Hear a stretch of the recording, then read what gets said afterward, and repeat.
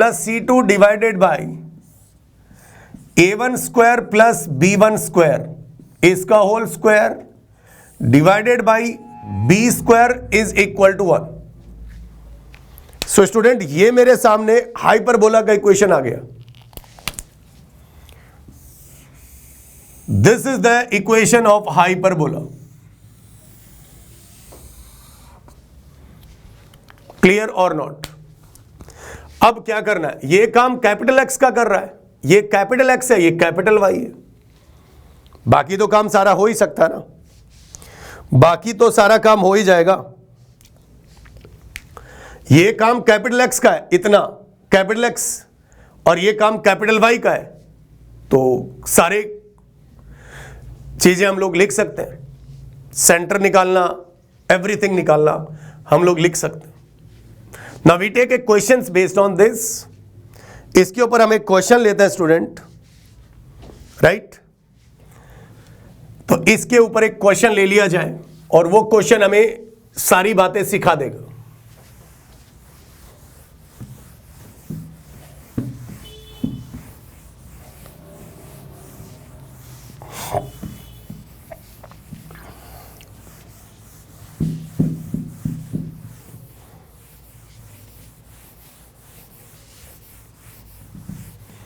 एक क्वेश्चन हम लोग लेते हैं इसके ऊपर जो हमें सारी बातें सिखा देगा।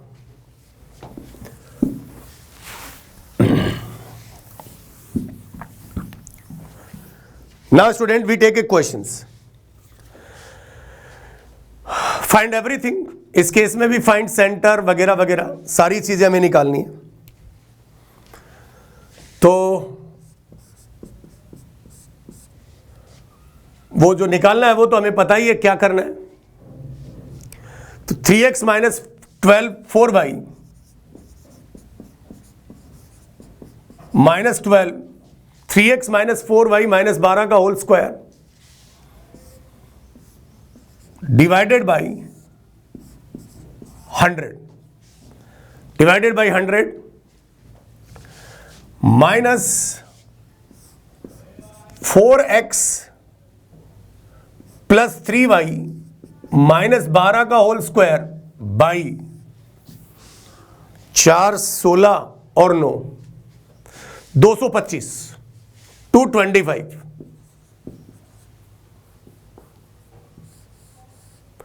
Is equal to 1 is equal to 1।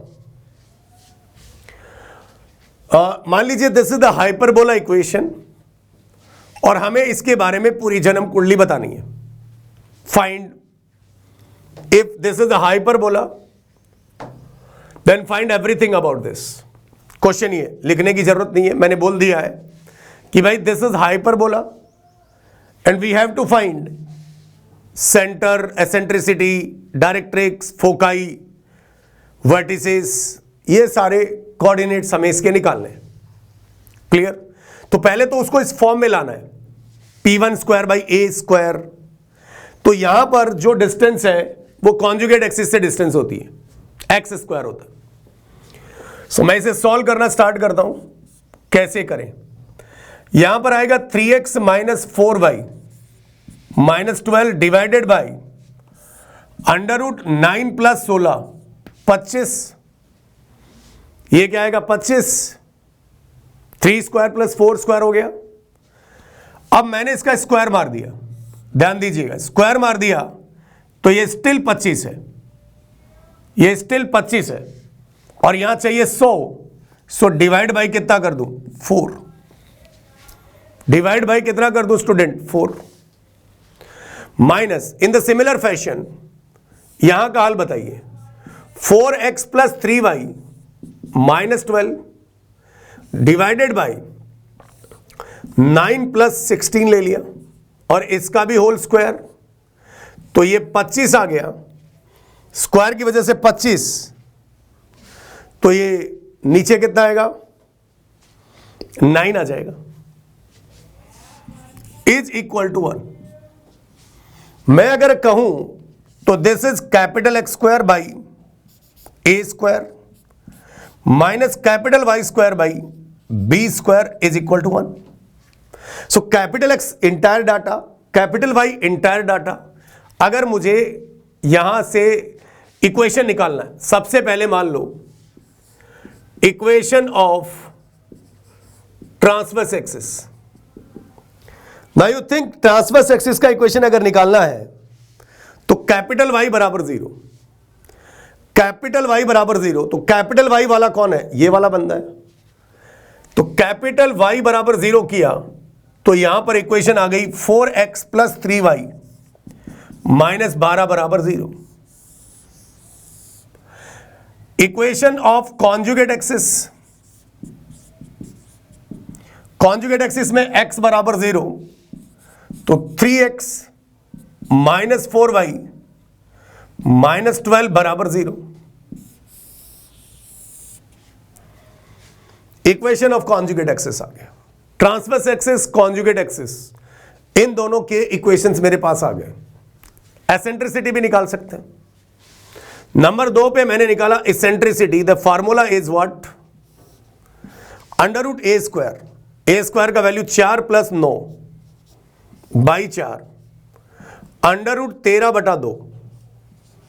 This is our eccentricity for this hyperbola. इस हाइपरबोला के लिए एसेंट्रिसिटी भी निकल गया, एसेंट्रिसिटी भी निकल गया। अब हमें क्या चाहिए? सेंटर निकाल लेते हैं।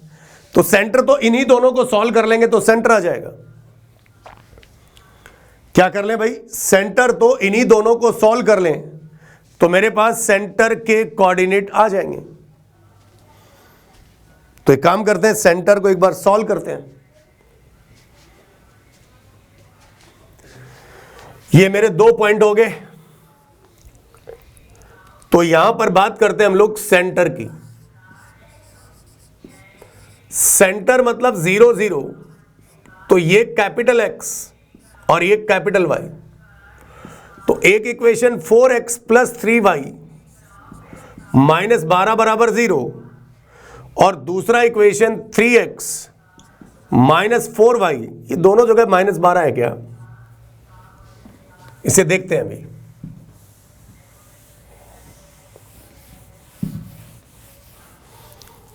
राइट स्टूडेंट, चलिए। तो भाई अगर हमें सिंप्लीफाई करना है, x और y चाहिए, तो x के कोएफिशिएंट सेम कर लेते हैं। इसको मल्टीप्लाई कर देते हैं 3 से और इसको मल्टीप्लाई कर देते हैं 4 से। तो ये 12x प्लस 9y माइनस 36 बराबर 0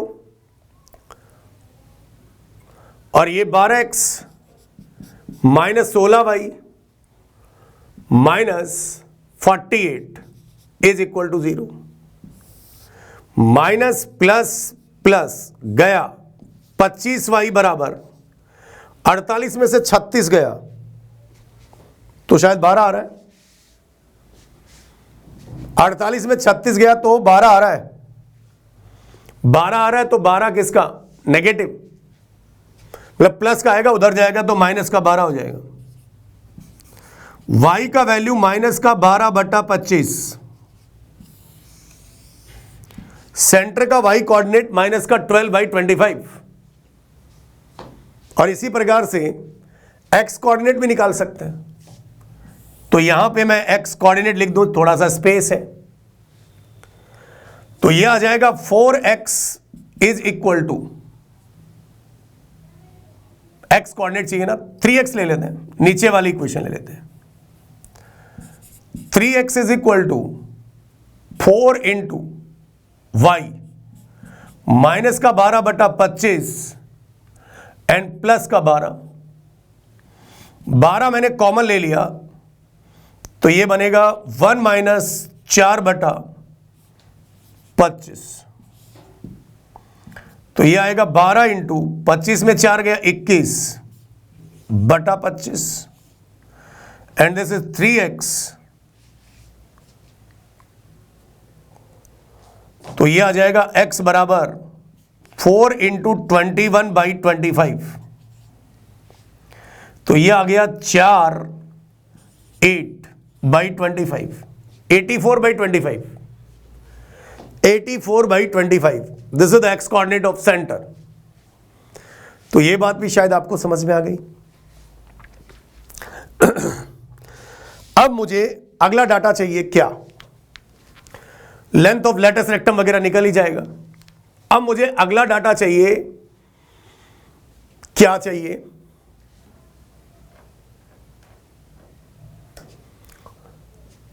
फोकाई के coordinate. How to write the foci coordinate. तो इसको थोड़ा देखा जाए, ये दोनों लाइन परपेंडिकुलर है, ट्रांसवर्स एक्सिस और कॉन्जुगेट एक्सिस। तो ट्रांसवर्स एक्सिस का इक्वेशन मैंने क्या लिखा था, 4x + 3y - 12, और कॉन्जुगेट का ही लिखा था।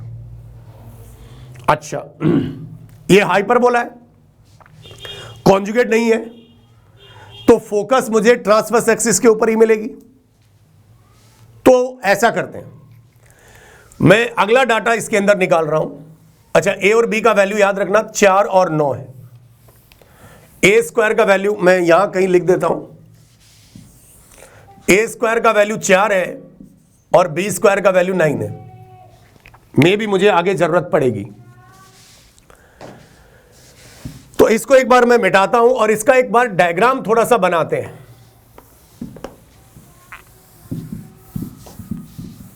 ठीक है ना भाई। अच्छा, इन दोनों का इंटरसेक्शन पॉइंट क्या कहला गया, सेंटर। अब देखिए, मेरे पास एक इक्वेशन ऐसा कुछ है और ऐसा कुछ है। ये 90 है, ये सेंटर है, this is centre, and centre के कोऑर्डिनेट आगे 84/25 कॉमा माइनस का 12/25। यहां पर फोकस है S। यहां से यहां की डिस्टेंस कितनी, AE। अब AE, 0 नहीं बोलेंगे, यहां इंटरेस्टिंग फैक्ट है, यहां पर AE, 0 नहीं बोलेंगे। ओके, बताइए ट्रांसवर्स एक्सिस का इक्वेशन क्या था, दिस इज 4x + 3y - 12 बराबर 0, और कॉन्जुगेट एक्सिस का इक्वेशन क्या था, 3x - 4y - 12 बराबर 0। इंटरेस्टिंग, ये बड़ा अच्छा क्वेश्चन है। अब क्योंकि बच्चा क्या करता है कि वही AE, 0 ले लेता है, नहीं, यहां पे वो थोड़ा ना करेंगे। हमारे पास एक्सिस अलग अलग आ गई ना, एक्सिस मेरे पास क्या आ चुकी है, अलग अलग आ चुकी है। अब ये जो लाइन है वो एक्स एक्सिस के साथ कुछ ना कुछ एंगल बना रही होगी। मान लेते हैं कि ये एक्स एक्सिस है और ये एंगल थीटा बना रही है, कौन, ट्रांसवर्स एक्सिस।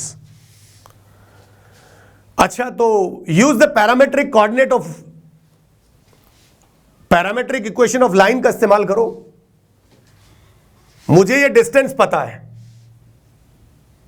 कितनी है, मुझे ये डिस्टेंस पता है कितनी है, ए का वैल्यू 2 इंटू एसेंट्रिसिटी आई थी शायद √13/2, I think correct. So AE is √13। तो अगर मुझे इस S पॉइंट को लिखना है तो मैं पैरामेट्रिक इक्वेशन ऑफ लाइन का इस्तेमाल करूं, जिसका पासिंग पॉइंट ये होगा 84/25 और माइनस का 12/25। ओके, तो इसके लिए मुझे थीटा निकालना पड़ेगा। थीटा कैसे निकालूं भाई, तो स्लोप ऑफ ट्रांसवर्स एक्सिस लिख लेता हूं। मैंने लिखा slope of TA, that is tan theta बराबर माइनस का 4/3। This is any point on the line, याद करो, this is any point on the line, ये any point on the line है। तो x - 84 अगर मुझे फोकस कहां पे लाई करेगी साहब, ट्रांसवर्स एक्सिस पे, कितनी डिस्टेंस पर है, √13। तो इसे मैं कैसे लिखूं, इस पॉइंट को कैसे लिखूं, तो ये लाइन पे पॉइंट लिखा मैंने, मतलब इस लाइन का इक्वेशन लिखा मैंने, इसको मैंने नाम बोल दिया है, ये लाइन कौन सी है, टी है, और ये लाइन कौन सी है, सी है। तो मैंने यहां पे लिखा इक्वेशन। अच्छा ये पॉइंट, ये फोकस इधर भी है तो ये इधर भी हो सकता है, एस डैश।